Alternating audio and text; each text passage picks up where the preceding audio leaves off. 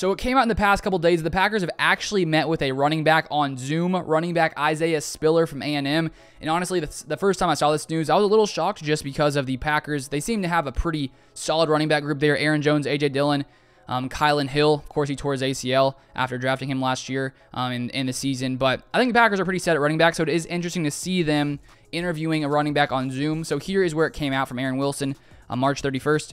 Texas A&M running back Isaiah Spiller told I think it's Pro Football Network, he'll do Texans local pro day Monday. That would be great staying home. I think it could be a great asset. Top 30 visit with Bills, heavy interest Falcons, Buccaneers, Commanders, and then he had Zooms with the Ravens and the Packers. So he's 6'1", 215 pounds from A&M. And I mean, I think he is a guy who can be an all-around back. He's fast. I mean, he's not insanely fast, but he's fast enough. He's built strong. He's pretty bulky. He can stay on his feet.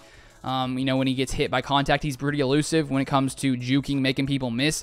And he's also a pretty solid receiver overall. So here is a scouting report from NFL Draft Buzz. I actually just came across his site, and they have some pretty cool resources, so go check them out. But here it is. They say Spiller is traditional power workhorse back with decent speed, a ton of natural instinct in the running game, both inside and outside, and a decent feel for the passing game. He'll need to improve as a blocker in the pros, and also could do refining his route tree as a receiver, but other than that, will likely be an excellent pro who could dominate at the next level.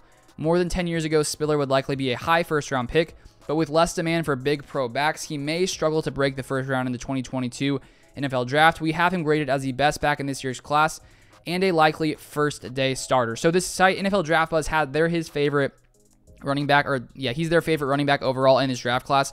But if you take a look here, they also have this cool tool that shows where other sites draft him, so you have an idea, because obviously different sites rank guys differently.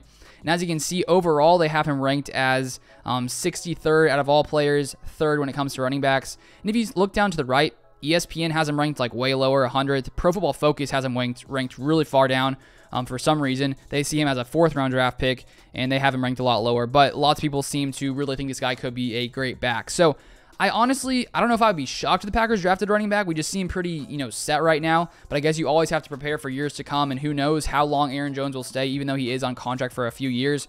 Sometimes guys go sooner than you maybe think they would. So who knows? Maybe the Packers draft running back late to potentially, fill up that spot. I just think with Kylan Hill, hopefully, being able to come back completely healthy from his, ACL injury, I think he looked really promising as well. And so for the Packers to already have Aaron Jones and A.J. Dillon, and then Kylan Hill hopefully coming back from injury, I would be a little shocked to see the Packers come in and draft Isaiah Spiller in this 3rd round or whenever he would go. I would be a little shocked, but it is interesting though, because they did meet with him.